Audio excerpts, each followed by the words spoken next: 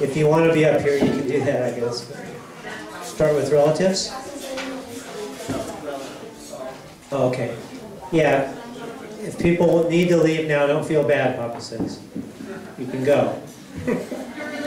Yeah. But, so, who would like to come from anyone else from the family? Katie.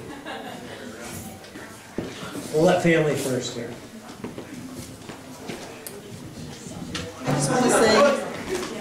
I just want to say that Ethan was a wonderful nephew, and I have two stories. One is, sometime in the last couple of years, I can't remember, I had to drive him to the airport.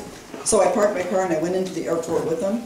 And we went into this place, and this little Chinese lady was behind the thing, and she looked up at him and just goes, "Good-looking boy." And I said, "Well, he's going to be a famous actor someday, so remember his face because you can say you waited on him," or something like that. And then the other thing is that we went rafting last summer, and we just had the most wonderful day, and it was life-changing. And I just always had fun with Ethan. He was a wonderful, wonderful person, and I love him, and I'm going to miss him with all my heart.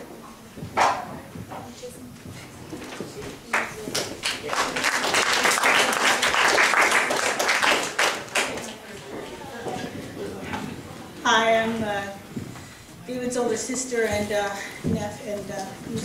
Ethan was my nephew. Over the years, I got a chance to take each one of the kids sometime in the summer to do some special things. And for all his time in Hawaii, I always liked to go to the snow. So one day, I found a snow saucer, and we went up to Camellia Lake, and we hiked all over this huge logging trail. It was really fun. And another time, Haley and Ethan and I went to find the wild snowballs, which is the only place in Oregon in the wintertime that has any snow left, which is on Mount Hood. In the summertime, in August, as a matter of fact. So we went up and picked blackberries, and we were able to find some of those wild snowballs and take them home for the next Christmas. But one of the things he was always very proud of his Irish and his Scottish heritage. And he's 100% in his heart, right? but he comes from Ireland and Scotland through his great-grandmother, Mary Parley Berry, whose family came to America and went down the Natchez Trace to Texas, where she met and married a Dutchman and bore him 12 children. The youngest, one of the younger ones, was my father, his great-grandfather, M.J., who did get to see him before he died in 1990. The other part comes from Scotland, from his great-grandfather Ethan Collier, after whom he was named. The Colliers came to Oregon, came to America in the early 1700s to Ithaca, New York, and settled, and then ended up back here. The other family, the McCormicks, came in the 1830s via Ireland, where they had relocated from Scotland to Ireland briefly, and then came to America and settled in Illinois and came across the plains.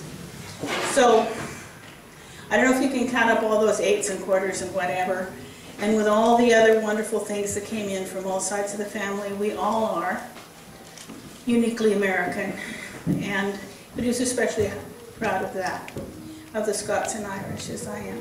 So one of the things that I had planned to do in the next couple of years when I had time to do traveling was to go to Ireland and Scotland to see Anna Baglish and some of the places that my family's told me about before.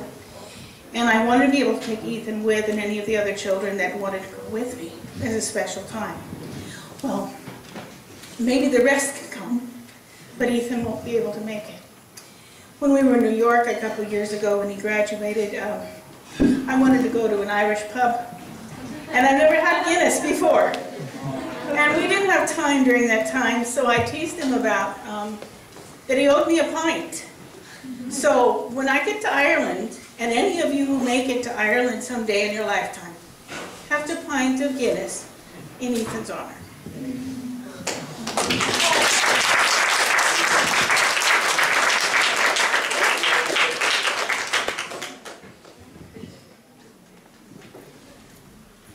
I remember one time at my friend's older brother's birthday party, the older brother, was shooting us with airsoft guns. And Ethan forced me to go up and try to dodge it. Well, because he said if we could not get shot for 60 seconds, then we could shoot the gun, the airsoft gun. So, as soon as he shoved me out, I ran and hid behind this little shed where they kept the horses. And then I came out, there was 1 second left, and I got shot right in the wrist. But I was always mad at Ethan for shoving me out there. And also one time when we were whitewater rafting, this summer or whatever, I was riding the bowl on the raft and I was falling, and Ethan was the first person to grab me.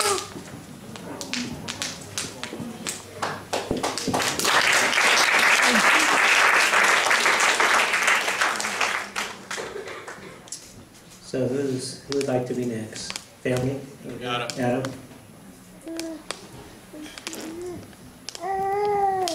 So I'm Ethan's oldest cousin, and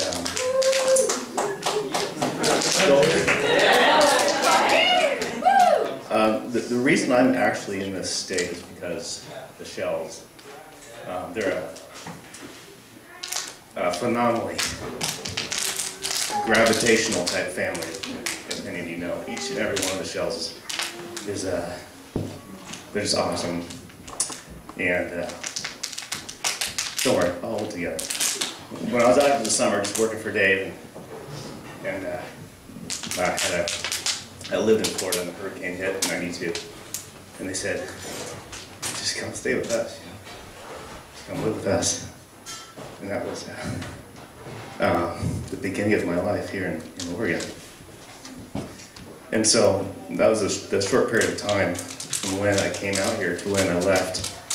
Or when they left that same year that the hurricane hit, was when my time with Ethan. I was 3 years old back then. So I was sort of the torturing older cousin, the good wedgie pitcher. I took that. We planned that. I don't know how the one pitcher didn't get in there of when was it you and I that dressed him up? He was sleeping. We dressed him up with the glasses. Was that in there? Okay. That took a long time of carefully planning out because he had to sleep through the whole entire thing. What's that? Oh, the pink tape. That was Chris. Chris and myself did that. But and I also taught him how to make a few bodily noises. That was me. So. He called it armpit fight when he was 3 years old. Armpit fight. And but what I knew about Ethan back then was, he was just a cool little kid. He was a great little cousin to me. And what's sad is when they left, when the Shells left, and they left me here in Oregon, was that Ethan turned into this different person as a teenager. He grew into this magical guy, this theatrical person who had all these great talents and personality. I mean, if you saw 95% of his pictures, he's making a goofball face. And what's interesting is that what I saw in him was like a little bit of myself, just that great spirit, but he brought it to a different level.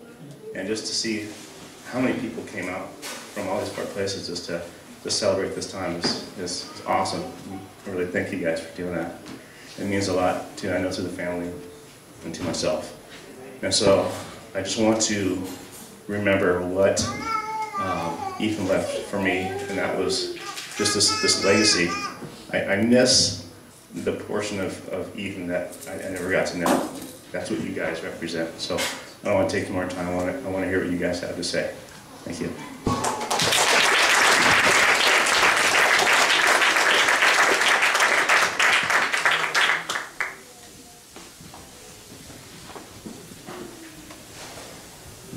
I wrote mine down because I don't want to forget what I want to say. I'm Kristen. I'm Ethan's second oldest cousin. And just before I start reading, I just feel really blessed. You know, the family was all reflecting on the fact that we all had gotten together almost 4 times this past year, which is almost unheard of for us. And like Adam said, you know, there was a time after he left Hawaii